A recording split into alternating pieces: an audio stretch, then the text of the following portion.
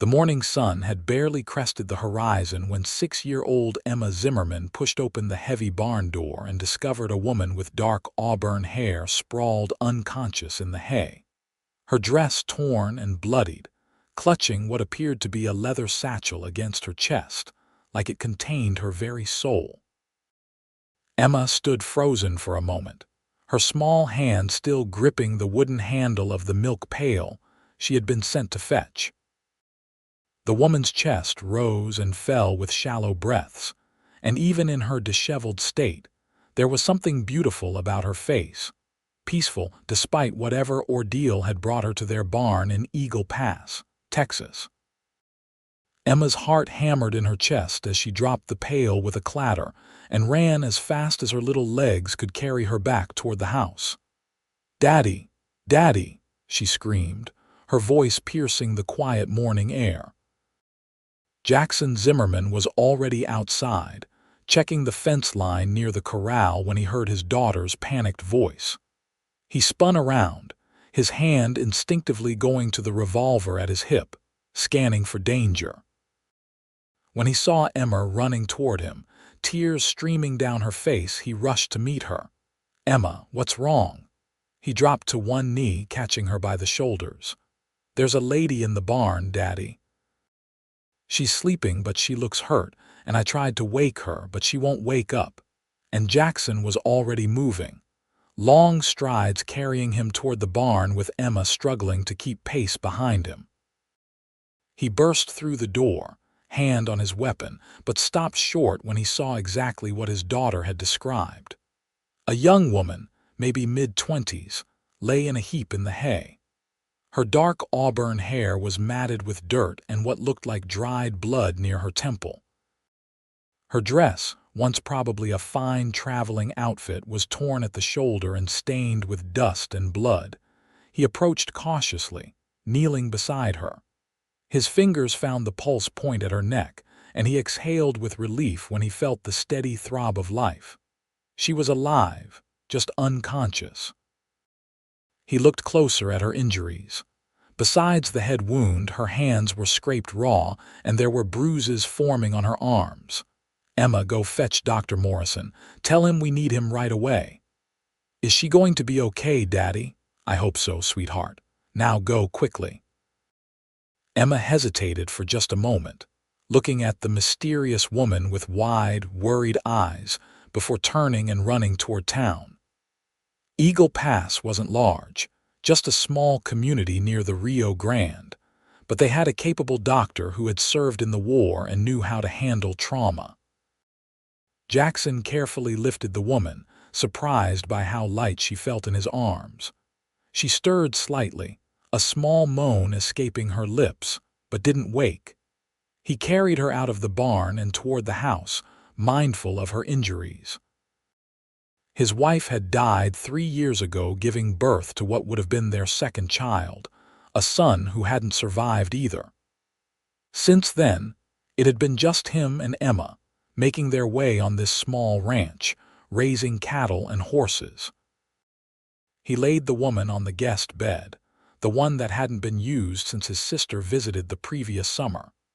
He fetched water and clean cloths, gently cleaning the wound on her temple. It wasn't as bad as he had feared, probably a glancing blow rather than a direct strike. As he worked, he noticed the leather satchel still clutched in her arms. Whatever was in there, she had been determined not to lose it.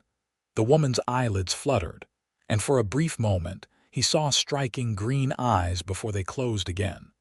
Her lips moved, forming words he couldn't quite hear. He leaned closer. "Safe," she whispered. "Have to stay safe." "You're safe now," he said quietly. "You're at the Zimmerman ranch. Doctor's on his way." She seemed to relax slightly at his words, though she didn't fully regain consciousness. Jackson sat back, studying her face. Even battered and bruised, she was beautiful. Her features were delicate but determined, the kind of face that belonged to someone with spirit. He wondered what had happened to her, how she had ended up unconscious in his barn. Dr. Morrison arrived within the hour, Emma riding behind him on his horse. The older man, with his shock of white hair and steady hands, examined the woman thoroughly while Jackson and Emma waited outside the room. "Daddy, is the lady going to die like Mama did?" Emma's voice was small, frightened. Jackson pulled his daughter close, wrapping his arm around her shoulders. "No, sweetheart, she's hurt, but Dr. Morrison is going to help her. She's going to be fine. When she wakes up, can we keep her?" Jackson looked down at his daughter in surprise. "Emma, she's not a stray kitten. She's a person. She probably has family somewhere looking for her." "But Daddy, what if she doesn't? What if she needs us like we need her?" "What do you mean, like we need her?" Emma looked up at him with those big brown eyes that were so much like her mother's. "I mean, maybe she could stay. Maybe she could be my mama." Jackson's heart clenched. He knew Emma missed having a mother, though she rarely spoke of it directly. She was too young when Rebecca died to remember much, but she understood the absence, saw the other children in town with their mothers, and felt that gap in her own life. "Sweetheart, it doesn't work like that. You can't just decide someone is going to be your mama." "Why not?" "Don't you think she's pretty, Daddy?" He couldn't help but smile despite the situation. "That's not really the point right now. Let's just focus on making sure she gets better. Okay." Dr. Morrison emerged from the room, wiping his hands on a clean cloth. His expression was serious but not grim. "She's going to be fine, Jackson. Concussion, some scrapes and bruises, dehydration and exhaustion. She needs rest and fluids. I've bandaged her wounds. She should wake up in the next few hours." "Any idea what happened to her?" Morrison's jaw tightened. "If I had to guess, she was running from something or someone. The bruises on her arms look like finger marks, like someone grabbed her hard. The head wound could be from a fall or from being struck. Did you find anything with her?" "Just a leather satchel. She was holding on to it pretty tight." "I haven't looked inside. Might give you some clue as to who she is. I'll stop by tomorrow to check on her. In the meantime, keep her comfortable and try to get her to drink water when she wakes. If she shows any signs of fever or if she doesn't wake up by tonight, send for me immediately." After Morrison left, Jackson sat in the kitchen, the leather satchel on the table in front of him. Emma climbed into the chair beside him, watching expectantly. He hesitated, feeling like he was invading the woman's privacy, but he needed to know if she had family he should contact if there was someone looking for her. He opened the satchel carefully. Inside, he found a few changes of clothes, all quality fabric though not ostentatious. There was a small drawstring bag that jingled with coins when he lifted it. Quite a bit of money, actually. Beneath the clothes, he found papers. He pulled them out, unfolding them carefully. They were property deeds, he realized with growing surprise. Land deeds for a significant parcel of property just outside Eagle Pass, dated 2 weeks ago. The name on the deeds read Delilah Lockwood. He found more papers, letters addressed to Miss Delilah Lockwood from a law office in San Antonio. He read one of them, his frown deepening. The letter confirmed that she had inherited the property from her late uncle, a man named Thomas Lockwood, who had died without any other heirs. The land included a small house and several acres suitable for farming or ranching. But there was another letter, this one more recent, from someone named Vernon Fletcher, offering to buy the land from her for what Jackson recognized immediately as far less than it was worth. There was one more item in the satchel, a photograph in a small frame. It showed a younger Delilah standing beside an older man, both smiling at the camera. Her uncle, Jackson assumed. On the back, in careful handwriting, it read, "Uncle Thomas and me, San Antonio, 1881. That made it 3 years old. The date on the property deeds was from October 1884, which meant this had all happened very recently. It was now November, the weather just starting to cool from the brutal Texas summer heat. What does it say, Daddy? Emma leaned over, trying to see the papers. It says her name is Delilah Lockwood, and she owns some land near here. So she's going to be our neighbor, maybe, if she stays. He carefully folded the papers and put everything back in the satchel. Emma, why don't you go collect the eggs? I need to sit with Miss Lockwood for a bit. Emma nodded and scampered off, though Jackson could see she was disappointed not to be included. He carried the satchel back to the guest room and set it on the chair beside the bed where Delilah could see it when she woke. Then he pulled the chair closer to the bed and sat down, watching her sleep. In the quiet of the room, with afternoon light filtering through the curtains, Jackson found himself really looking at her. She was beautiful, there was no denying that, but it was more than just her features. There was something in the set of her jaw, even unconscious, that spoke of determination. Her hands, though scraped and bruised, showed calluses that suggested she wasn't afraid of work. He thought about what Emma had said about wanting Delilah to be her mama. It was a child's logic, simple and direct. See something you want, ask for it. But the world didn't work that way. This woman had her own life, her own plans. She owned property now, was probably planning to start fresh here in Eagle Pass. She wasn't going to just step into their lives and become an instant family. Still, he couldn't deny the strange feeling in his chest as he watched her. It had been 3 years since Rebecca died, 3 long years of focusing solely on Emma and the ranch, of ignoring the loneliness that crept in during the quiet hours. He had told himself he didn't need anyone else, that he and Emma were doing fine on their own. But seeing this woman in his house, even injured and unconscious, stirred something in him that he had thought was long buried. "Who hurt you?" he murmured, studying the bruises on her arms. The thought of someone laying hands on her in anger made his blood boil. He had never been a violent man, but he had a strong sense of justice, especially when it came to protecting those who couldn't protect themselves. As if sensing his thoughts, Delilah stirred. Her head turned slightly on the pillow and her eyelids fluttered. Jackson leaned forward, watching as she fought her way back to consciousness. Her eyes opened slowly, those striking green eyes unfocused at first, then sharpening as she tried to make sense of her surroundings. "Easy," Jackson said softly. "You're safe. You're at my ranch."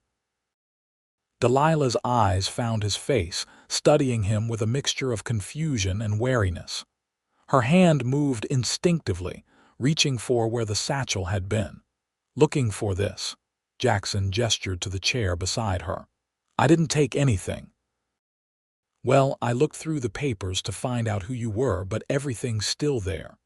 She relaxed slightly, though the wariness didn't leave her eyes. "Where am I?" Her voice was hoarse, rough from dehydration. "Eagle Pass, Texas. My ranch about 2 miles outside town. My daughter found you in our barn this morning. You were unconscious. Dr. Morrison came by, said you'll be fine, but you need rest. Your daughter." She tried to sit up, wincing at the pain. "Easy, don't move too fast. Yes, Emma, she's 6. She's the one who found you." Delilah closed her eyes, taking a shaky breath. "I need to go. I can't stay here." "You're in no condition to go anywhere. You have a concussion. Doctor's orders are bed rest. You don't understand. He'll find me." She tried to swing her legs out of bed, but the room spun and she swayed dangerously. Jackson caught her shoulders, steadying her. "Who will find you? Miss Lockwood, if you're in danger, I can help, but you need to tell me what's going on." She looked at him sharply. "You know my name." "From the papers in your satchel, the property deeds. I'm Jackson Zimmerman. This is my ranch. Now please tell me what happened to you." Delilah searched his face, and whatever she saw there must have reassured her because some of the tension left her shoulders. "Vernon Fletcher. He wants my land. He's been pressuring me to sell ever since I arrived in Eagle Pass last week. When I refused, he got angry. Last night, he and two of his men came to the boarding house where I was staying. They broke into my room. Jackson's jaw tightened. Vernon Fletcher. He knew the name. The man owned a large spread north of town and had a reputation for being ruthless in his business dealings. Jackson had never had direct dealings with him, but he had heard stories. What happened? I heard them coming up the stairs. The landlady tried to stop them, but Fletcher pushed past her. I grabbed my bag and went out the window. There's a trellis. I climbed down, but Fletcher came after me. We struggled and I hit my head on something, the wall maybe. I don't remember much after that. I just remember running, trying to find somewhere safe to hide. You must have made it a couple miles before you collapsed in my barn. I'm sorry. I didn't mean to bring trouble to your door. You didn't bring anything. Fletcher's the one causing trouble. Did he hurt you? Besides the head wound, Delilah shook her head. Not badly. He grabbed me, tried to take my bag, but I got away before he could do worse. Why does he want your land so badly? Water rights. My uncle's property has a natural spring that feeds into a creek. It's valuable, especially during the dry season. Fletcher's been trying to control the water sources in this area for years. My uncle refused to sell to him, and now I've inherited that fight. Jackson sat back, processing this information. Water rights were serious business in Texas. Men had killed for less. If Fletcher was desperate enough to break into a boarding house and physically attack a woman, he wasn't going to give up easily.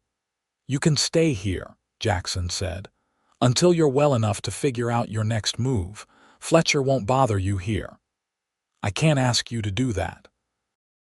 If he finds out I'm here, then he'll have to deal with me, and I'm not as easy to push around as a woman alone in a boarding house. Delilah's eyes glistened with sudden tears. Why are you helping me? You don't even know me. Because it's the right thing to do.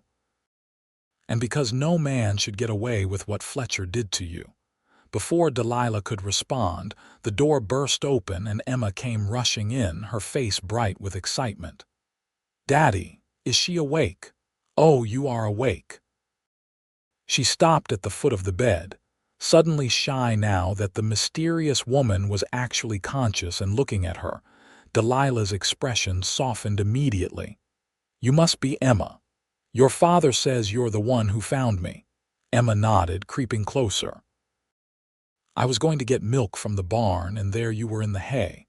I thought maybe you were an angel at first because you looked so pretty, but then I saw you were hurt and I got scared and ran to get Daddy. Well, I'm very glad you found me, Emma. Thank you for getting help. Emma beamed at the praise, then looked up at her father, then back at Delilah, her expression turning serious. Are you going to be okay now? I think so. Your father has been very kind. Are you going to stay with us? Emma, Jackson warned gently. But Delilah smiled, a real smile that transformed her face despite the bruises. For a little while, I think, if that's okay with you. It's very okay, Daddy. Can she stay in this room? It has the nice window with the curtains Mama made. Jackson felt a pang at the mention of Rebecca, but it wasn't as sharp as it once had been. Yes, Emma, Miss Lockwood will stay in this room while she recovers. Can I bring her some flowers? We have wildflowers by the creek. That would be lovely, Delilah said. Thank you, Emma. Emma rushed out, her footsteps thundering down the hall. Jackson shook his head. I apologize for her enthusiasm. She doesn't get many visitors out here. Don't apologize. She's wonderful. Delilah's expression grew wistful. You're very lucky. I know, she's everything to me. He stood, suddenly aware that he had been sitting in a lady's bedroom which wasn't entirely proper. I should let you rest. Can I bring you anything? Water, some food. Water would be wonderful. And if it's not too much trouble, maybe some broth. No trouble at all. I'll be right back.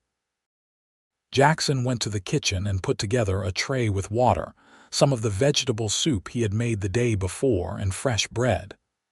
When he returned to the room, Delilah was sitting up, though she looked pale and exhausted. He set the tray on her lap carefully. "Thank you," she said softly. "You've been very kind, both you and Emma." "Emma seems quite taken with you already," Jackson said, then hesitated. "She asked me earlier if you could stay and be her mama." Delilah's spoon froze halfway to her mouth. She set it down carefully. "Oh, I'm sorry, I didn't mean to. No, don't apologize. She's been without a mother for 3 years. She sees other children with their mothers in town and she feels that absence. She doesn't really remember Rebecca, my wife. She was only 3 when she died. I'm so sorry for your loss. Thank you. It's been hard, but we manage. Emma and we're a team." He cleared his throat, uncomfortable with how personal the conversation had become. "Anyway, I just wanted you to know so you wouldn't be surprised if she says something like that again. She has a child's understanding of how the world works. She's a sweet girl. You've done a wonderful job raising her." Their eyes met, and Jackson felt that strange pull again, that sense of connection he couldn't quite explain. He looked away first, suddenly flustered. "I'll let you eat in peace. Call out if you need anything. I'll be nearby." Over the next few days, Delilah slowly regained her strength. Jackson found himself making excuses to check on her, bringing her meals, sitting with her in the afternoons while Emma was at her lessons. The schoolmarm came to the ranch 3 times a week to teach Emma, an arrangement Jackson paid for since the schoolhouse in town was too far for daily travel. They talked, tentatively at first, then with growing ease. Delilah told him about growing up in San Antonio, her parents dying when she was young, being raised by her Uncle Thomas, who had been a kind but distant guardian. He had moved to Eagle Pass 5 years ago for his health, the drier climate being better for his lungs. When he died unexpectedly in September, Delilah had been shocked to learn she was his sole heir. "I didn't even know he had property here," she admitted one afternoon. They were sitting on the porch, Delilah wrapped in a blanket despite the mild weather. "I hadn't seen him in 2 years. We wrote letters, but he never mentioned buying land. What made you decide to come here instead of just selling it?" Delilah was quiet for a moment, her fingers playing with the edge of the blanket. "I had nothing in San Antonio, no family, no real ties. I was working as a seamstress, barely making enough to pay for my room. When the lawyer told me about the inheritance, it felt like a chance to start over, to build something of my own." She looked out over the ranch, watching Emma play with a barn cat in the yard. "I know it was naive, thinking I could just come here and start a new life. I didn't understand the complications, the politics of it all. It wasn't naive. You had every right to claim your inheritance. Fletcher's the one in the wrong. But now what do? I can't go back to the boarding house. Even if Fletcher doesn't come after me again, everyone in town will have heard about what happened by now. My reputation, your reputation is fine. You were the victim of an attack. Anyone with sense will see that. You have more faith in people's sense than I do." Jackson couldn't argue with that. He had seen how quickly scandal could spread in a small town, how facts could be twisted into gossip. "Then we'll figure something else out. You can stay here as long as you need to. I can't impose on your hospitality forever. It's not an imposition." The words came out more forcefully than he intended, and Delilah looked at him in surprise. He softened his tone. "What I mean is, you're not a burden. Emma loves having you here and I—" He trailed off, not quite sure how to finish that sentence. "And you what?" Delilah's voice was soft, her green eyes searching his face. "I like having you here too," he admitted. "These past few days, having someone to talk to, another adult in the house, it's been nice. More than nice." A flush crept up Delilah's cheeks, and she looked away, but Jackson could see the small smile playing at her lips. "I've enjoyed it too. You and Emma have made me feel welcome in a way I haven't felt in a long time." The moment stretched between them, charged with something neither of them was quite ready to name. It was broken by Emma's excited shout from the yard. "Daddy! Miss Delilah, come look!" The cat had kittens in the barn. They both laughed, the tension dissolving. Jackson stood and offered Delilah his hand. "Think you're up for a walk to the barn?" She took his hand, her fingers warm against his palm. "I think I can manage that." They walked slowly across the yard, Jackson keeping pace with Delilah's careful steps. She was still weak, though improving daily. In the barn, Emma was kneeling beside a nest of hay where a calico cat was nursing 4 tiny kittens. "Look how small they are," Emma whispered in awe. "Can we keep them all, Daddy? We'll keep the mama cat and her babies until they're old enough to be on their own. Then we'll see about finding homes for some of them. Can Miss Delilah have one? For when she goes to her new house." Jackson glanced at Delilah, who was smiling at Emma's enthusiasm. "If Miss Delilah wants a kitten, I'm sure we can arrange that." "I'd love one," Delilah said. "Every home should have a cat. See, Daddy, she needs a kitten, which means she needs a house, which means she should stay here." Emma's logic was, as always, direct and unassailable in her own mind. "Emma, we talked about this. Miss Delilah has her own property to take care of." "But Daddy, she could stay here and you could take care of her property too. You're good at taking care of things." Jackson felt heat creep up his neck. "That's not how it works, sweetheart." Delilah knelt down beside Emma, wincing slightly at the movement. "Emma, your father has been wonderful taking care of me while I was hurt, but I have responsibilities of my own. My uncle left me that land, and I need to honor his memory by taking care of it. But you can't take care of it if Mr. Fletcher is being mean to you." "Emma," Jackson said more sharply than he intended. "That's enough." Emma's lower lip trembled and she looked down at the kittens to hide her face. Delilah reached out, gently touching the little girl's shoulder. "You know what, Emma, you're right, I do need help. And your father has been so kind already. Maybe once I'm feeling better he could help me see my property, make sure everything is safe there.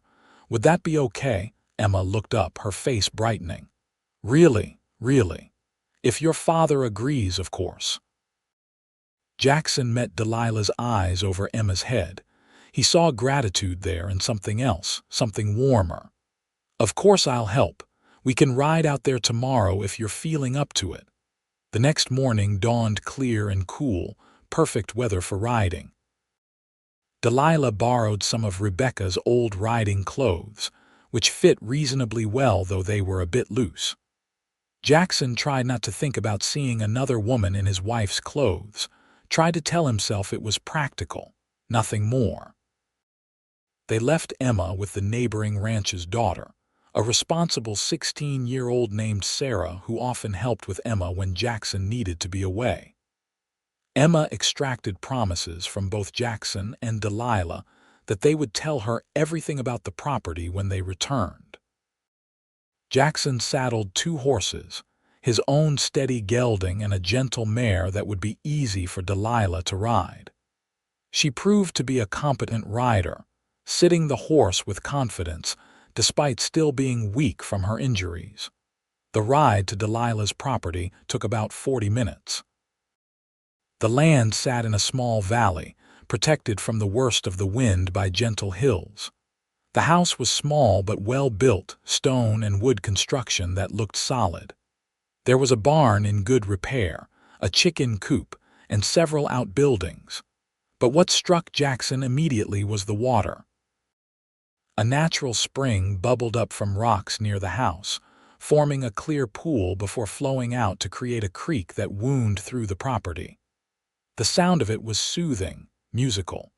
He understood immediately why Fletcher wanted this land. Water like this was precious. "It's beautiful," Delilah said softly, sitting on her horse beside him. "I only saw it once before when I first arrived. The lawyer brought me out here, but we didn't stay long. I had no idea how special it was." They dismounted and walked around the property. The house needed some work, Jackson noted. Roof repairs, new shutters on one window, the porch steps were loose, but the bones of it were good. The barn was in better shape, and he could see where Thomas Lockwood had kept a few head of cattle. The fencing needed attention, but again, nothing that couldn't be fixed. "What were you planning to do here?" Jackson asked as they walked. "I thought I might raise chickens, maybe goats. The lawyer said my uncle had cattle, but I don't know anything about cattle ranching. I can sew, I'm good with my hands. I thought maybe I could take in sewing work from town and have the animals for eggs and milk to sell." It was a modest plan, but workable. Jackson found himself already thinking of ways he could help, materials she would need, connections in town for selling goods. He stopped himself. This wasn't his responsibility. Delilah had made it clear she wanted to build something of her own. They walked down to the spring, standing beside the clear pool. Delilah knelt, cupping her hand to drink. The water was cold and sweet. Jackson watched her, struck again by her beauty, by the determination in her eyes even as she faced an uncertain future. "Fletcher's not going to give up," Jackson said quietly. "You know that, don't you?" Delilah stood, wiping her wet hand on her skirt. "I know. But what choice do I have? This is all I have in the world. I can't just give it away because some bully wants to take it from me." "I'm not suggesting you give it away. I'm saying you need to be prepared. Fletcher's the kind of man who doesn't take no for an answer." "Then I'll learn to defend myself. I'll learn to shoot. I'll hire help if I need to. I won't be driven away." Her passion stirred something in Jackson's chest. This was no shrinking violet, no damsel waiting to be rescued. This was a woman with steel in her spine, willing to fight for what was hers. "I'll help you," he heard himself say. "Not because I think you can't do it yourself, but because you shouldn't have to face Fletcher alone." Delilah's expression softened. "Why? Why would you do that? You barely know me." Jackson thought about that question. Why was he so invested in this woman's fight? It would be easy to say it was just the right thing to do, that he couldn't stand by and watch Fletcher bully someone. But there was more to it than that, and he knew it. "Because Emma was right," he said finally. "That first day when she found you in the barn, she asked if you could stay, if you could be her mama. And I told her that's not how it works, that you can't just decide someone is going to be part of your family." "But," Delilah prompted softly, "but maybe she saw something I didn't want to admit. These past few days, having you in our home, it's felt right. It's felt like something I didn't even know I was missing. And Emma, she's been happier than I've seen her in years." He took a breath, knowing he was about to step off a cliff. "I'm not saying I expect anything from you. I'm not trying to pressure you into something you don't want. But I am saying that I care what happens to you, Delilah, more than I probably should after just a few days." Delilah's eyes were bright with unshed tears. "Jackson!" The sound of horses approaching cut her off. They both turned to see 3 riders cresting the hill, heading toward them at a purposeful pace. Jackson's hand went instinctively to his revolver, and he stepped slightly in front of Delilah. As the riders drew closer, Jackson recognized the man in the lead. Vernon Fletcher was in his 50s, with a thick mustache and cold eyes. The 2 men flanking him looked like hired muscle, the kind of men who did Fletcher's dirty work. "Well, well," Fletcher said as he reined in his horse a few yards away. "Miss Lockwood, I've been looking for you." "Imagine my surprise when you disappeared from the boarding house so suddenly." "I had good reason to leave," Delilah said, her voice steady despite the tremor Jackson could feel running through her. Fletcher's gaze shifted to Jackson, assessing. "Zimmerman, didn't expect to see you here." "This doesn't concern you. Miss Lockwood is my guest. Anything concerning her concerns me." Fletcher's eyes narrowed. "Your guest? That was fast. She's only been in town a week." The implication in his tone made Jackson's blood boil. Watch yourself, Fletcher. Miss Lockwood was injured and needed help. I provided it. That's all you need to know. Injured? Fletcher's expression was all false concern. How unfortunate. I hope it wasn't serious. You know damn well how she was injured, Jackson said coldly. You and your men broke into her room at the boarding house. You attacked her. Fletcher's face hardened. That's a serious accusation, Zimmerman. I hope you have proof. I have Miss Lockwood's testimony. The word of a woman no one in town knows, who came here making claims to property she has no business owning. Against me, a respected businessman who's been part of this community for 15 years. Fletcher shook his head. No one's going to believe her. I believe her, Jackson said flatly. Then you're a fool. But that's your business. Miss Lockwood, I'll make my offer one more time. I'll give you $500 for this property. That's more than generous for a woman in your position.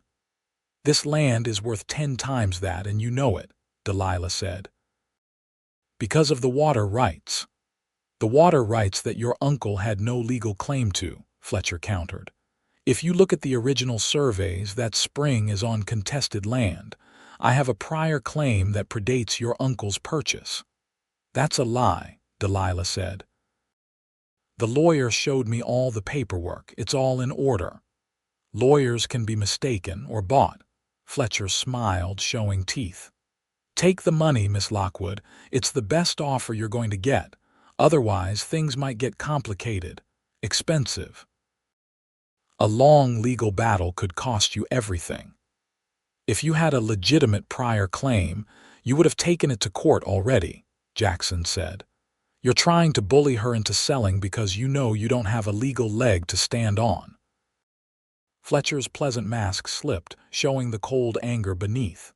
Stay out of this, Zimmerman. This isn't your fight. I'm making it my fight.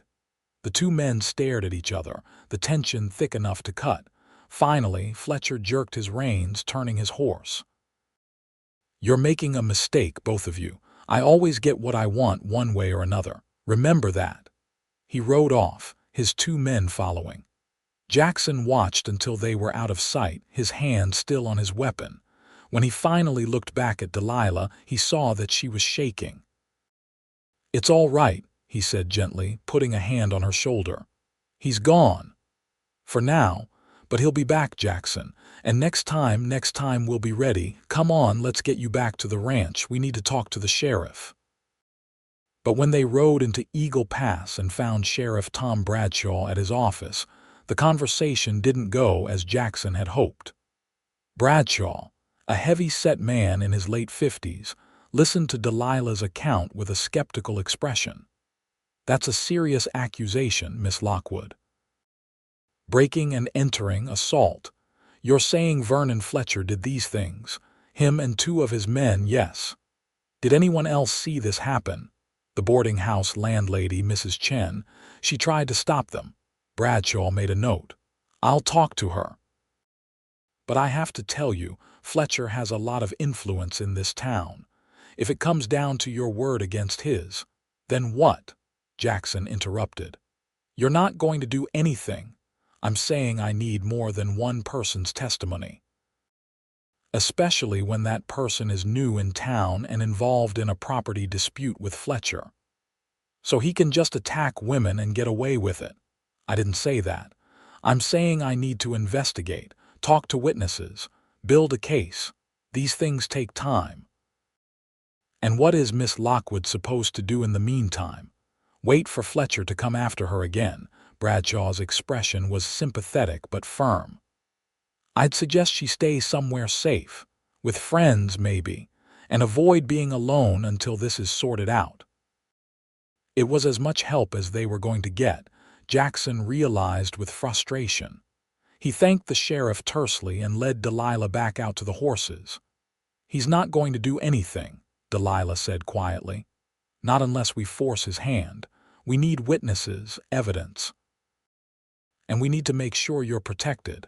I should leave, go back to San Antonio, sell the property and just forget about all of this. Is that what you want? Delilah looked at him, her green eyes fierce despite the fear he could see in them. "No, I want to stay. I want to build the life I came here for, but I don't want to put you and Emma in danger. Let me worry about that. Right now, I want you to come back to the ranch. Stay with us at least until we figure out our next move. Jackson, please." He reached out, taking her hand. "I meant what I said earlier. I care about what happens to you, and Emma would be devastated if you left. Let us help you." Delilah squeezed his hand and he felt the tremor in her fingers. "Okay, but just until we figure something out." They rode back to the ranch in thoughtful silence. Jackson's mind was racing, trying to work out a plan. He needed to talk to some of the other ranchers, see if any of them had had trouble with Fletcher. If he could establish a pattern of behavior, it might give the sheriff more reason to act. When they reached the ranch, Emma came running out to meet them, full of questions about the property. Delilah did her best to answer enthusiastically, but Jackson could see the strain in her expression. After dinner, when Emma was in bed, Jackson found Delilah sitting on the porch, wrapped in a shawl against the evening chill. "Mind if I join you?" he asked. She shook her head, and he settled into the chair beside her. For a while, they just sat in comfortable silence, listening to the night sounds of the ranch. "I've been thinking," Delilah said finally, "about what you said earlier, about how these past few days have felt right." Jackson's heart began to beat faster, but he waited, letting her find her words. "I feel it too," she continued. "This sense of belonging here with you and Emma, it scares me because it happened so fast. A week ago, I didn't know you existed. And now," she turned to look at him, "now I can't imagine not having you in my life." Jackson reached across the space between their chairs, taking her hand. "I know it's fast, maybe too fast, but I'm too old to pretend I don't feel what I feel. I care about you, Delilah, and not just because you need protecting, though I'll be damned if I let Fletcher or anyone else hurt you. I care about you because of who you are, your strength, your determination, the way you are with Emma, the way you make me feel like maybe I could have a second chance at happiness." "Jackson," Delilah whispered, and there were tears on her cheeks now. "I feel the same way. But I come with so much trouble. Fletcher, the property dispute, everything. Are you sure you want to take that on? I've never been more sure of anything."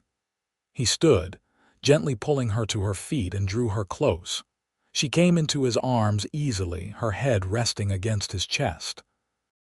He could feel her heartbeat, quick and light, matching his own. They stood like that for a long moment, just holding each other. Then Delilah pulled back slightly, looking up at him. The moonlight caught her face, making her eyes gleam. Jackson cupped her cheek with his hand, his thumb brushing across her skin. She leaned into his touch, her eyes fluttering closed. He kissed her then, gentle at first, a soft press of lips that sent warmth flooding through his entire body. She responded, her hands coming up to rest against his chest, and the kiss deepened. It was sweet and searching, full of promise and possibility. When they finally broke apart, both breathing hard, Jackson rested his forehead against hers. "I've wanted to do that since the moment I saw you awake in that bed, looking at me with those green eyes." Delilah laughed softly. "I looked terrible. You looked beautiful. You are beautiful." They kissed again, longer this time, and Jackson felt something click into place in his chest, like a key turning in a lock he hadn't known existed. This was right. This woman in his arms, this feeling of completion, of coming home. It was fast, maybe too fast, but it was real. When they finally went inside, Jackson walked Delilah to her room. At the door, she turned to him, her hand on his chest. "Thank you for everything, for taking me in, for believing me, for making me feel safe again. You don't have to thank me. This is where you belong now, here with us." "With you," she corrected softly, and kissed him one more time before slipping into her room. Jackson stood in the hallway for a long moment after her door closed, a smile on his face. Then he went to check on Emma before heading to his own bed. His daughter was fast asleep, her small face peaceful in the moonlight filtering through her window. He brushed a kiss on her forehead. "You were right, sweetheart," he whispered. "She's going to be part of our family. I don't know how yet, but we'll figure it out." The next few weeks fell into a pattern. Delilah's strength returned fully, and she began to take over more of the household chores, insisting that she couldn't just be a guest if she was going to stay. Jackson protested at first, but Delilah was firm. She needed to contribute, needed to feel useful. She also proved to be an excellent cook, better than Jackson had ever been, and her sewing skills meant that Emma's worn clothes were soon mended and improved. She made new curtains for the kitchen, embroidered pillowcases, taught Emma to do simple stitches. The house that had been just functional began to feel like a home again. Jackson spent his days working the ranch, but made time most afternoons to take Delilah out to her property. They worked together to make the house more habitable, fixing the roof, repairing the fence, clearing out years of accumulated dust and neglect. It was hard work, but Jackson found he looked forward to it, to the time alone with Delilah, to the way she would laugh when she got dirt on her face or celebrate when they finished a difficult repair.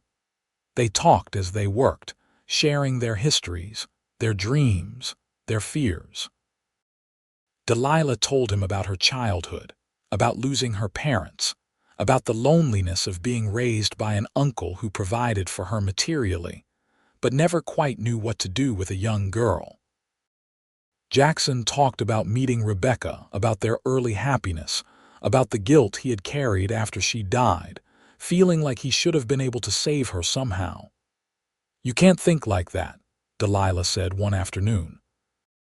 They were painting the shutters on her house, a bright blue that had been her choice. "Death in childbirth, it happens. It's not anyone's fault. I know that in my head, but my heart took longer to believe it. And Emma, how did she cope? She was so young. I don't think she really understood at first that Rebecca wasn't coming back.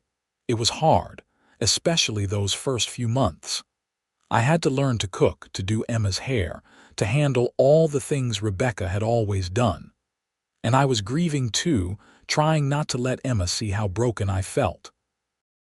But you got through it. You and Emma, you built a good life together. We did. But there was always something missing. I told myself it was fine, that we didn't need anyone else, but I was wrong." He set down his paintbrush and turned to her. "You're what was missing, Delilah. You fit into our lives like you were always meant to be there."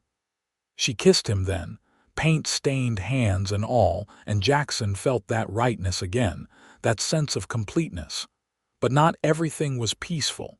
Fletcher made his presence known in small ways. Jackson started finding cattle with cut fences, stock wandering onto his property from neighboring ranches. Nothing he could directly tie to Fletcher, but the message was clear. There were incidents in town too. The general store clerk suddenly remembered that Jackson had an outstanding debt, one Jackson knew he had paid months ago. The bank manager mentioned that Jackson's loan for the ranch was coming due earlier than Jackson remembered. It was harassment, pure and simple, Fletcher using his influence to make Jackson's life difficult.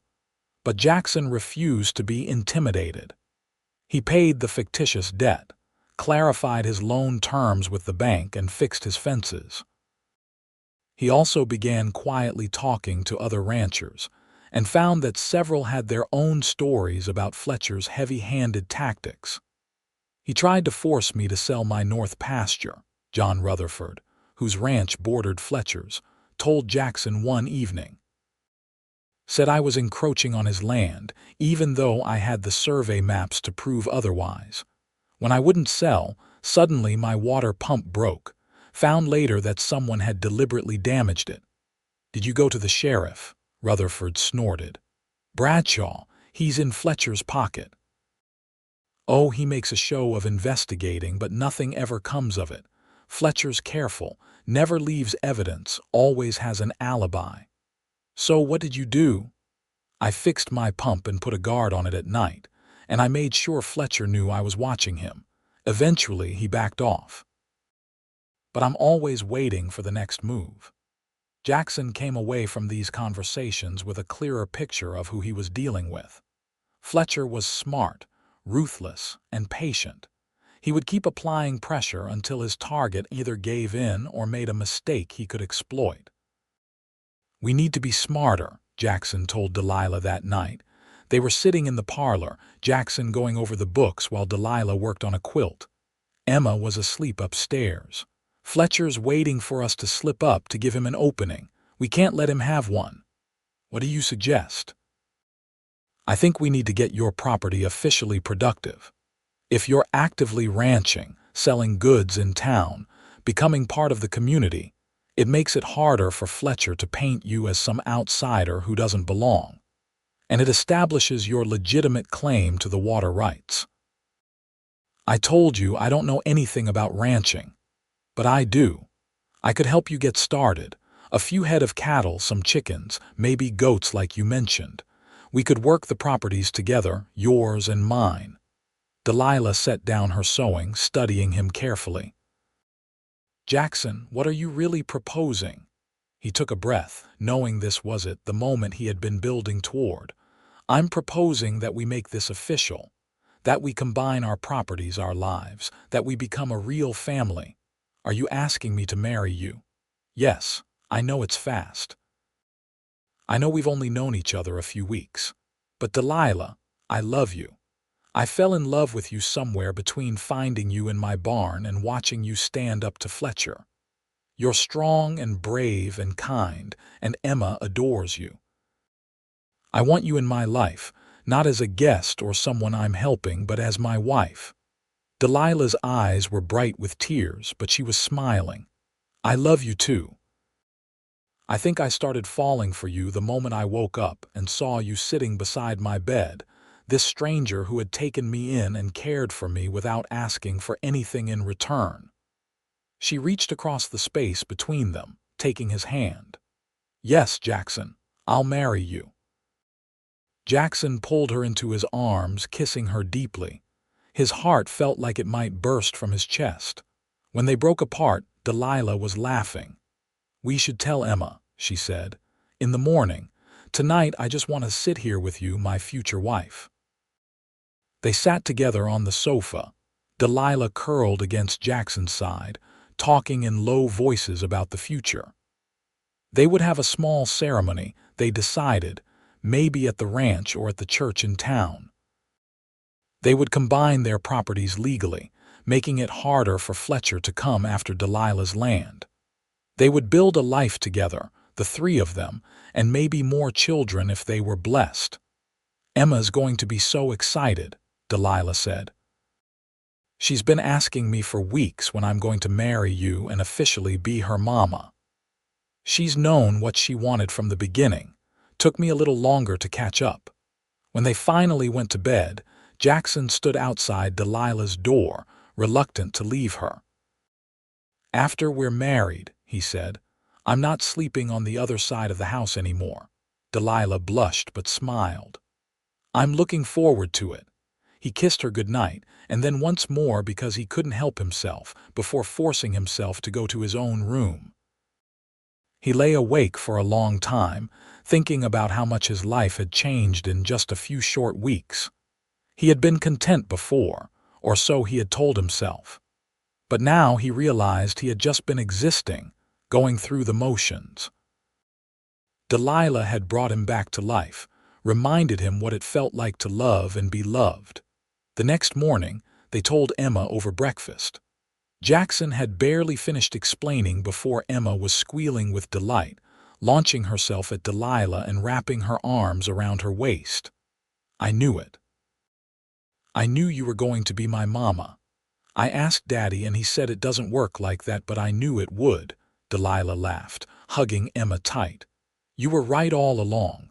I'm going to be your mama if that's okay with you." It's more than okay, it's the best thing ever. Emma turned to Jackson. Can I be in the wedding? Can I wear a fancy dress? Can I carry flowers? Yes to all of that, Jackson said, grinning. But you have to promise to help us plan everything. Emma took her role very seriously.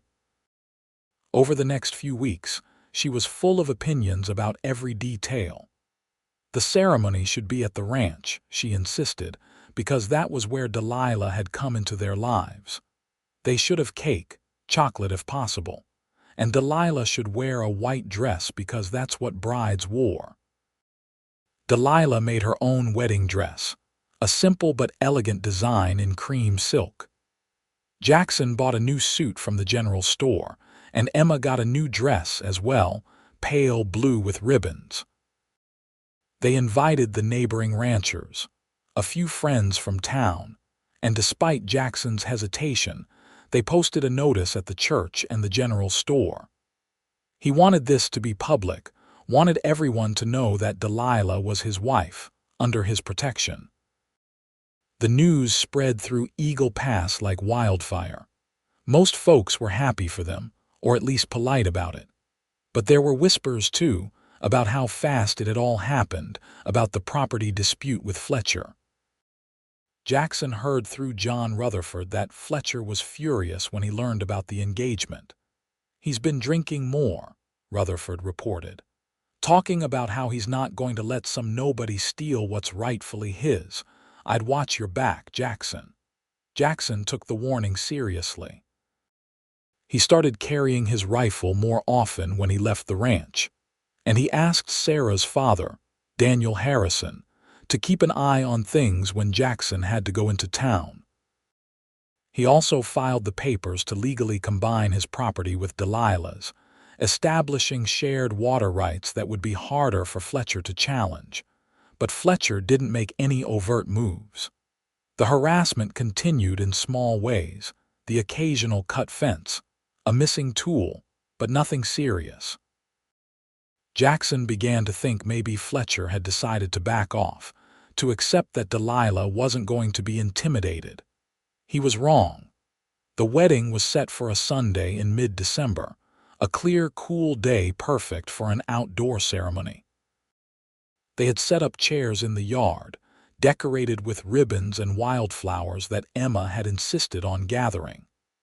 Reverend Matthews from the town church had agreed to perform the ceremony. The guests started arriving around noon. John Rutherford and his wife, Daniel Harrison and his family, a dozen other ranchers and townspeople who had become friends. They were still waiting for a few more arrivals when Jackson saw riders approaching fast from the direction of town. It was Sheriff Bradshaw and two deputies. Jackson's stomach sank. This couldn't be good. Jackson, Bradshaw said as he dismounted. His face was grim. I'm sorry to interrupt, but I need to speak with you and Miss Lockwood, privately. They moved away from the guests, Delilah taking Jackson's hand. What's this about, Sheriff? Vernon Fletcher was attacked last night. Someone broke into his house and beat him badly. He's at the doctor's now, in pretty rough shape. And you think we had something to do with it? Jackson said incredulously. We've been here preparing for the wedding. I know, and I believe you. But Fletcher's claiming it was you, Jackson. Says you threatened him, told him you'd make him pay for what he did to Miss Lockwood. Says you came to his house last night and attacked him. That's a lie, Delilah said hotly. Jackson was here all night. Emma and I can both attest to that. I'm sure you can, and I believe you. But I need you to understand Fletcher's pressing charges. He's got two witnesses who claim they saw Jackson near his property last night. Bought witnesses, you mean, Jackson said. This is Fletcher setting me up because I wouldn't back down. Probably, Bradshaw admitted. But my hands are tied. I have to investigate. If those witnesses stick to their story, I might have to bring charges. You know this is nonsense. I do. But I have to follow the law even when I don't like where it leads. Bradshaw looked genuinely troubled.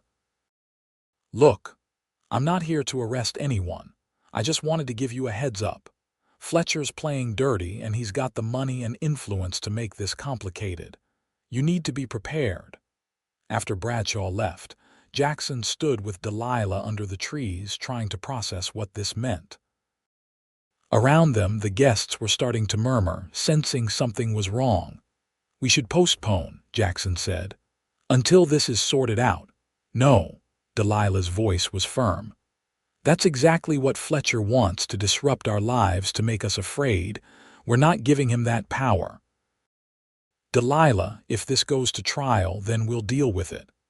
"But Jackson, I've been waiting my whole life to find someone like you, to have a family like this.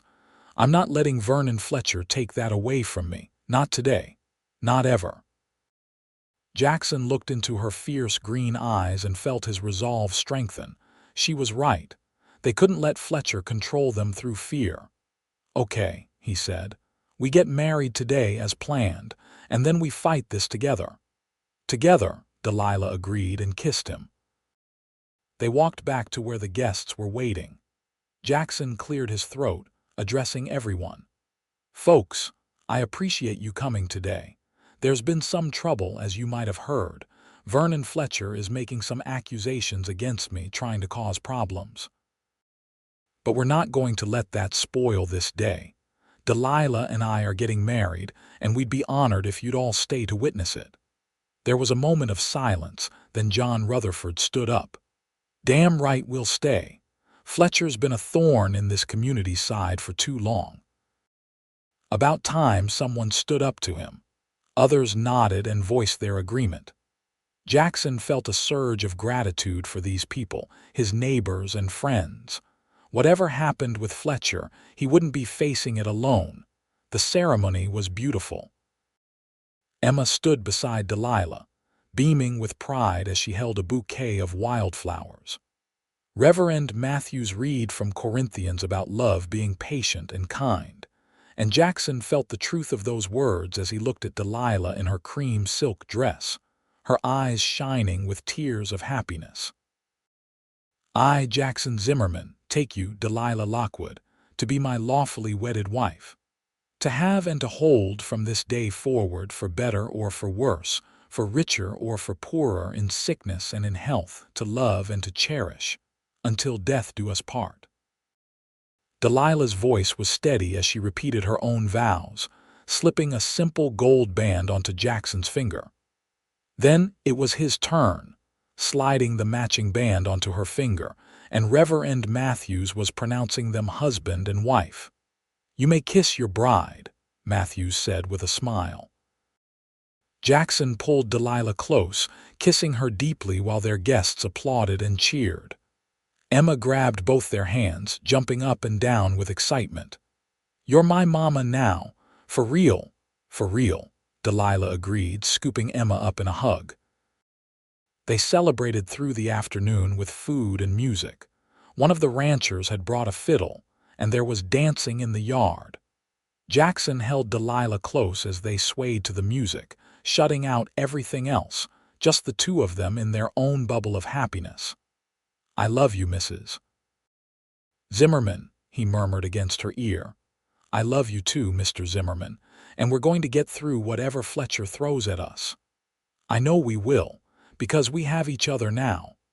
As the sun set and the guests began to depart, John Rutherford pulled Jackson aside. "I've been talking to some of the other ranchers. We're forming a sort of association, looking out for each other, making sure Fletcher can't intimidate any of us anymore. We want you to be part of it." "What does that mean exactly?" "It means we watch each other's backs. We share information about what Fletcher's up to, and if he makes a move against one of us, he's making a move against all of us. Strength in numbers." "I appreciate that, John, more than you know. Fletcher's gone too far this time with these false accusations. Even Bradshaw knows it's nonsense. But we need to be smart about how we handle this. I've got a friend who's a lawyer over in San Antonio. I'm going to ask him to come look at your case. I can't afford, consider it a wedding present. We take care of our own around here, Jackson. You and Delilah, you're part of this community now. We're not going to let Fletcher destroy you." That night, after Emma was tucked into bed, Jackson and Delilah finally had time alone. They stood in Jackson's room, which was now their room, suddenly shy despite everything they had been through together. "I can't believe we're actually married," Delilah said, touching the gold band on her finger.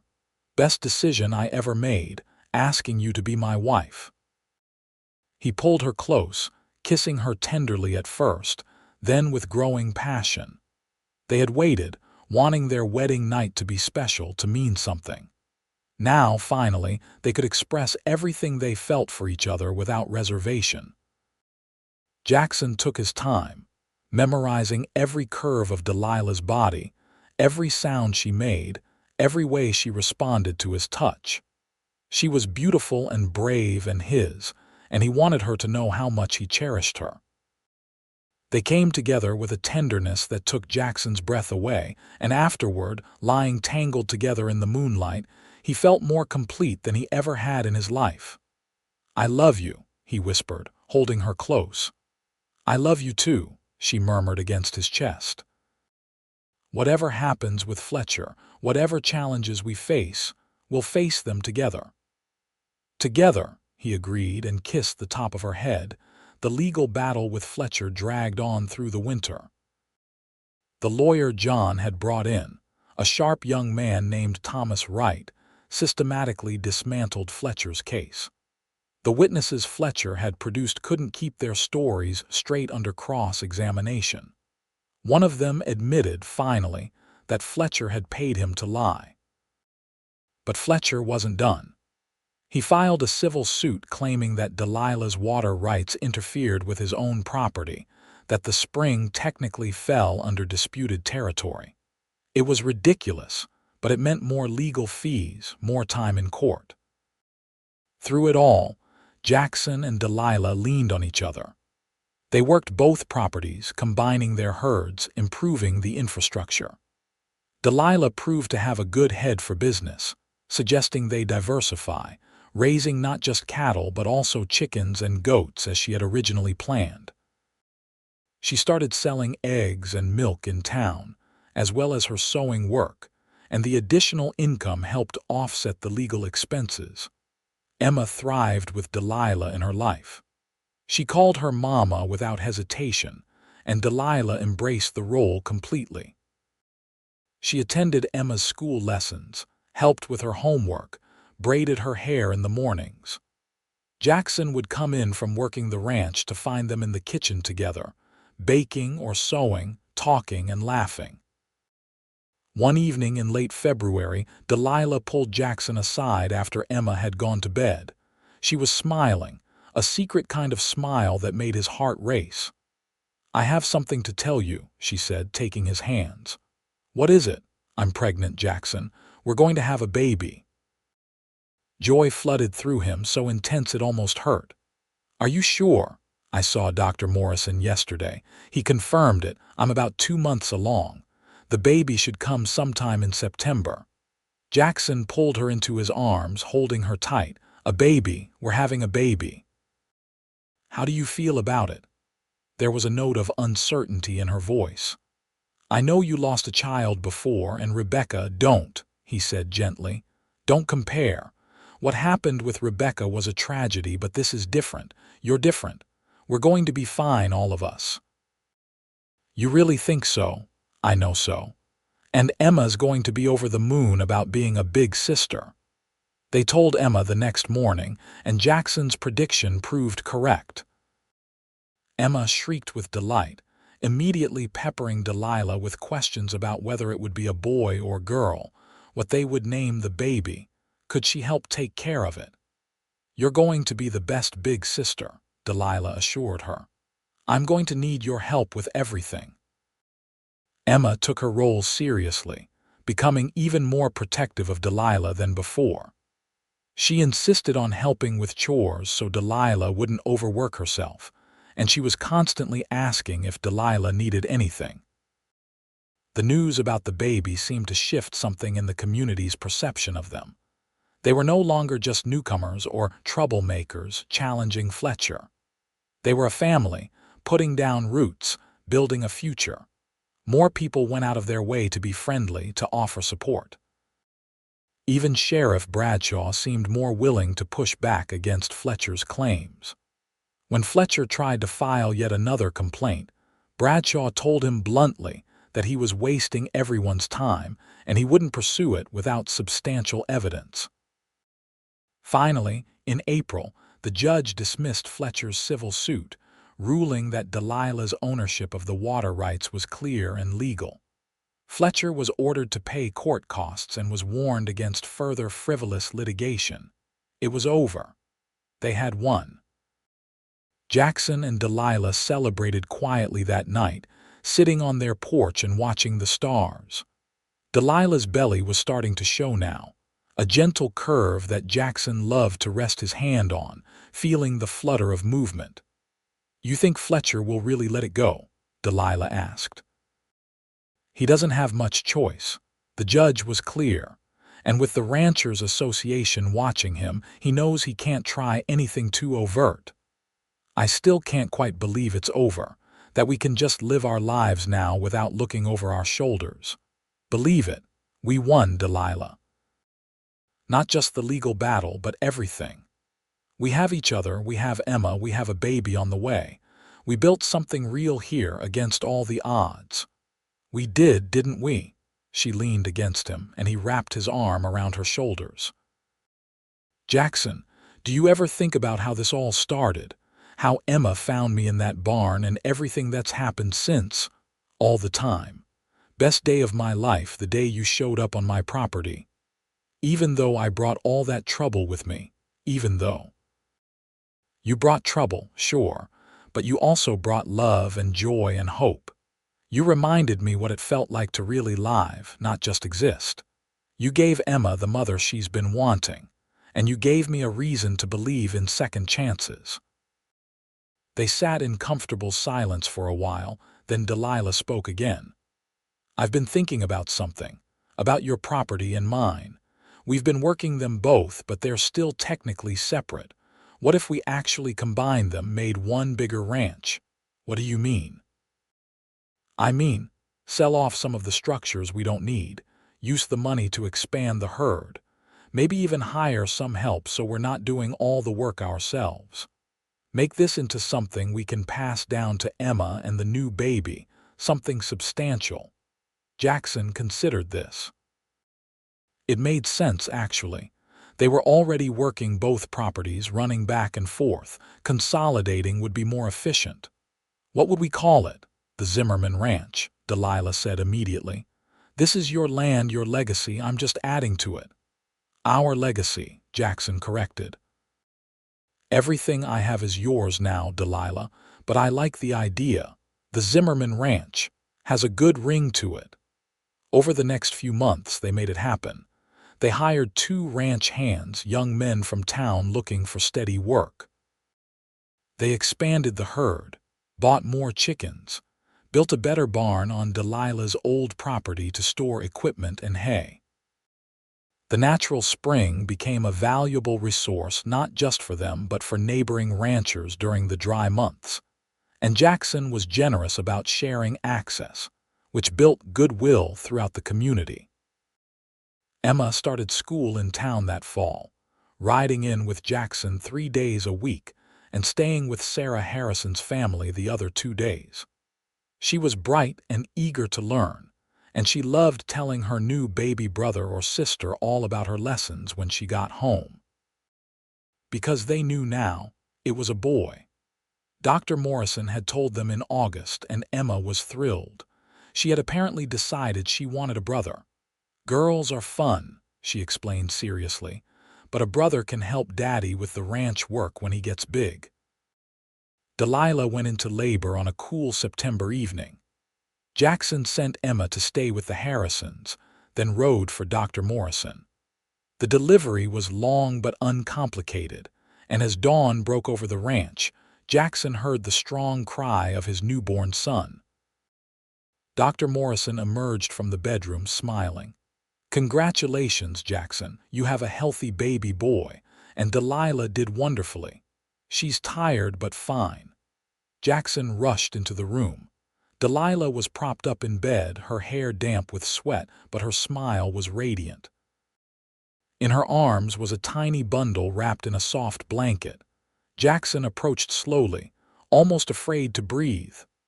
"Come meet your son," Delilah said softly. Jackson sat on the edge of the bed, looking down at the tiny face. The baby had a shock of dark hair and was making small, mewling sounds. His little fist waved in the air and Jackson carefully offered his finger. The baby's tiny hand wrapped around it with surprising strength. "He's perfect," Jackson whispered. "You're perfect. I can't believe we made this." "What should we name him?" Delilah asked. They had discussed names but never settled on anything definite. Now, looking at his son, Jackson knew. "James, after your father, James Thomas Zimmerman, to honor both your father and your uncle." Tears slipped down Delilah's cheeks. "That's beautiful, James Thomas Zimmerman." She looked down at the baby. "Welcome to the world, James. We've been waiting for you." When Emma came home that afternoon and met her baby brother, her joy was unbounded. She wanted to hold him immediately, and Jackson carefully placed the baby in her arms, showing her how to support his head. "He's so little," Emma whispered in awe. "Hi, James, I'm your big sister Emma. I'm going to teach you everything I know." The baby yawned, a huge yawn for such a tiny person, and Emma giggled. "Daddy, he's so cute. Can we keep him forever?" "Forever and always," Jackson promised. As autumn turned to winter, life settled into a new rhythm. Delilah recovered her strength quickly, and Jackson marveled at her ability to manage a newborn, a 6-year-old, and still help run the ranch. They took turns with night feedings, Jackson pacing the floor with James while Delilah got some sleep, then Delilah taking the early morning shift while Jackson started the day's work. Emma was a devoted big sister, always wanting to help with James, singing to him, bringing him toys she had made herself. The house was full of life and noise and love, everything Jackson had once thought he would never have again. One evening in December, as they celebrated James's 3-month birthday and the 1-year anniversary of their wedding, Jackson stood back and watched his family. Emma was showing James a kitten from the barn cat's latest litter, while Delilah laughed at the baby's fascinated expression. The house was warm, decorated with winter greenery Emma had gathered. Outside, snow was starting to fall, rare for Eagle Pass but beautiful. Delilah looked up and caught Jackson watching them. She smiled, that special smile that was just for him, and held out her hand. He joined them, Emma immediately scooting over to make room, and they all sat together on the floor by the fire. "Remember a year ago," Delilah murmured. "Our wedding day with all the uncertainty about Fletcher and the future." "I remember being terrified and happy all at once," Jackson admitted. "Terrified of what we might be facing, but so happy to be marrying you. And now look at us. Fletcher's moved away, did you hear?" Jackson had heard. Fletcher's influence had waned after his lawsuits failed, and several of his business ventures had collapsed. He had sold his ranch in November and left Texas, reportedly heading to California. Good riddance as far as Jackson was concerned. "We won," Delilah continued, "not just against Fletcher but everything. We built this life, this family. From that morning when Emma found me in the barn to this moment right now, it's been quite a journey." "The best journey of my life," Jackson said. He looked at Emma, who was gently stroking the kitten. "You were right, you know, that first day when you asked if Delilah could be your mama. You saw what I was too blind to see at first." "I knew she was special," Emma said matter-of-factly. "She was pretty and nice and she needed us, and we needed her. It was obvious." Delilah laughed, pulling Emma close for a hug. "Out of the mouths of babes." "Your daddy needed a little more convincing." "Just a little," Jackson protested, grinning. "I came around pretty quick once I got to know you." James started to fuss, and Delilah picked him up, rocking him gently. Jackson watched her, his wife, the mother of his children, the love of his life. She had come to them broken and scared, and together they had healed each other, built something stronger than either of them could have managed alone. "Thank you," he said suddenly. Delilah looked at him in surprise. "For what?" "For fighting. For not giving up when things got hard with Fletcher. For believing in us, in this family we've created. For loving Emma like she's your own. For giving me James. For everything." "Jackson," Delilah said softly, her eyes bright with tears. "I'm the one who should be thanking you. You saved me that day in more ways than one. You gave me a home, a purpose, a family. You showed me what love really means." Emma, not wanting to be left out, threw her arms around both of them. "I love you, Mama. I love you, Daddy. I love James. I love our whole family." "We love you too, sweetheart," Jackson said, wrapping his arms around all of them, his entire world in this one embrace. That night, after the children were asleep, Jackson and Delilah lay in bed talking quietly. James was in his cradle beside them, making small, sleeping sounds. Through the window, they could see snow still falling, blanketing the ranch in white. "You ever think about having more children?" Delilah asked. "After James, I mean." "I think I'd like that," Jackson said. "Not right away, but someday. Give James a little brother or sister to grow up with the way Emma has James." "A big family," Delilah mused. "I like that idea. I was so lonely growing up, an only child with just my uncle. I want our children to always have each other." "They will. And they'll have us for as long as we're around. And this ranch, this legacy we're building. It's more than a ranch, Jackson. It's a home. A real home full of love and laughter and all the things that matter. It is. Thanks to you. Thanks to us.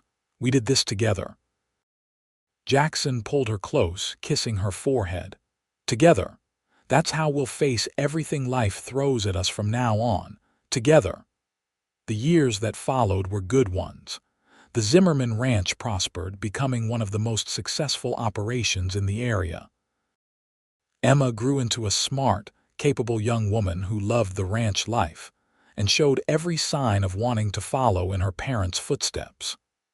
James was a happy, energetic child who adored his big sister and seemed to be everywhere at once. When James was 3, Delilah gave birth to twin girls, Sarah and Rebecca, named for Jackson's sister and his first wife. Emma and James were thrilled with the babies, competing to see who could help more with their care. The house was chaotic but full of joy. 2 years after that, another son arrived, Daniel, completing their family. 5 children, Jackson thought with wonder. He had gone from a lonely widower with 1 daughter to the patriarch of a bustling, thriving family. Emma was 15 when a young man named Samuel Harrison, no relation to their neighbors despite the shared surname, came to work as a ranch hand. Jackson watched with bemused concern as his daughter and the young man began spending time together, but Samuel proved to be hardworking and respectful, and more importantly, he treated Emma like she hung the moon. "Remember when you found me in the barn?" Delilah said one evening. They were sitting on the porch, watching the sunset while the children played in the yard. "Sometimes it feels like a lifetime ago. Other times it feels like yesterday." 12 years, Jackson said. 12 years since Emma burst into the house yelling about an angel in the barn. Not an angel. Just a scared woman who got very, very lucky. We both got lucky. That day changed everything. Delilah leaned against him and Jackson wrapped his arm around her. She was a little rounder now after 5 children, her hair showing a few threads of silver, but to Jackson, she was more beautiful than ever. She was his partner in every sense of the word, working beside him to build their ranch, raising their children with wisdom and love, standing by him through every challenge. "I love our life," Delilah said softly. "Every single part of it. even the hard parts, because we faced them together. I love our life too, and I love you more every day if that's possible.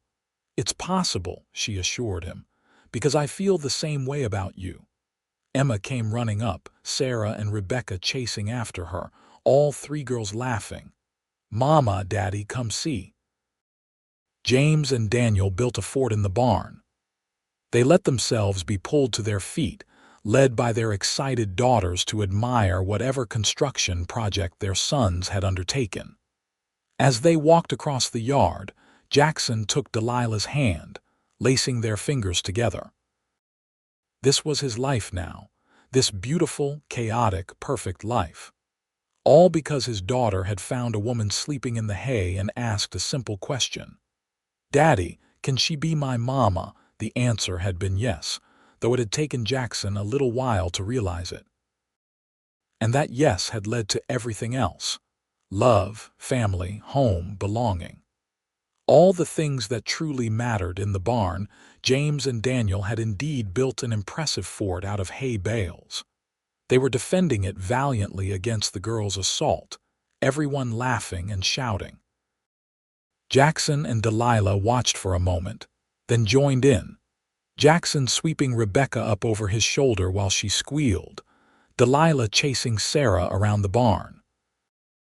Later, much later, when the children were finally asleep and the ranch was quiet, Jackson and Delilah stood together outside, looking up at the stars.